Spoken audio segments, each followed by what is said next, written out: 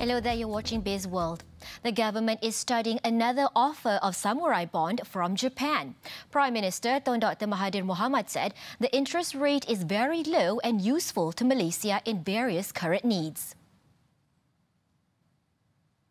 Yes, Japan is making available a very cheap loan at below 0.65 before, but now it will be even lower. So we are studying how we can use this cheap money for overcoming our financial problems. He said this after the launch of 2019 World Tourism Conference WTC earlier today. The government has successfully issued its first samurai bond in March with an oversubscription of more than 1.6 times at 324.7 billion yen against 200 billion yen offered.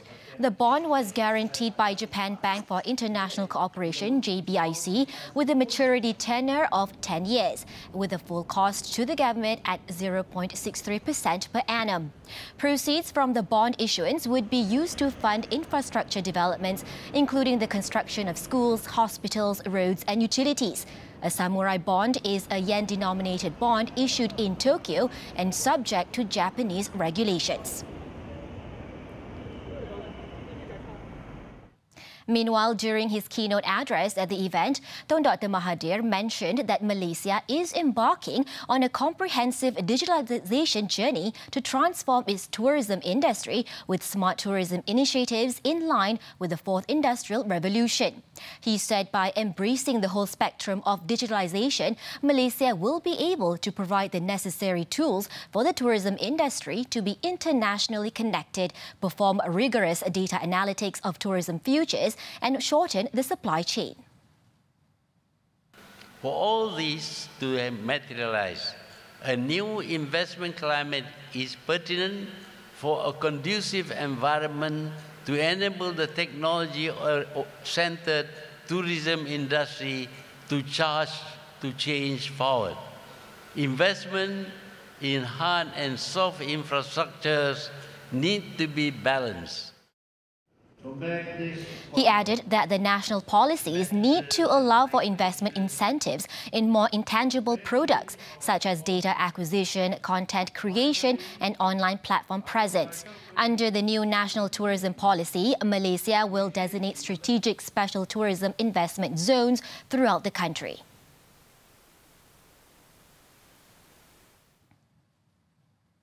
Malaysia's economy is expected to expand at a solid pace in the second half of the year.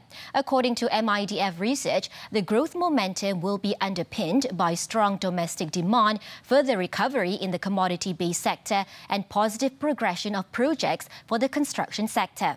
The research firm said in its economic brief, effects of the lower overnight policy rate is predicted to appear in the second half of the year, with inflationary pressure staying low and job market at full employment condition. On the commodity side, steady pickup in crude palm oil price and lower tariff rate by India are seen as positive factors for the palm oil industry, while the return of Kebabangan gas field that is anticipated to run at full capacity in August 2019 is expected to boost up mining output. In addition, the revival of the East Coast Rail Link project and other infrastructure projects would provide additional growth in the Malaysian economy. However, global trade uncertainties remain as a downside risk factor to export-oriented economies like Malaysia.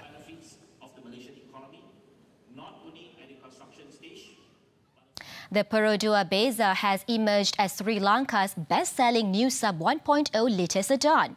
In the first 7 months of 2019, the model led the sub 1.0 litre class in terms of new vehicle sales across all body styles. Priced at 86,200 ringgit upon its launch in June 2017, the Perodua Beza has found some 1,500 Sri Lankan buyers to date, placing it among the fastest-selling models Perodua has ever offered there after Perodua Asia. Sri Lanka is the Perodua brand's biggest overseas market, where local distributor Unimo Enterprises has sold over 15,600 Perodua cars since 1997. Its president and chief executive officer, Datuk Zainal Abidin Ahmad, said Perodua will continue to support its overseas distributors as the company looks to expand in the Asia-Pacific region. Perodua targets to export 3,270 units of cars this year.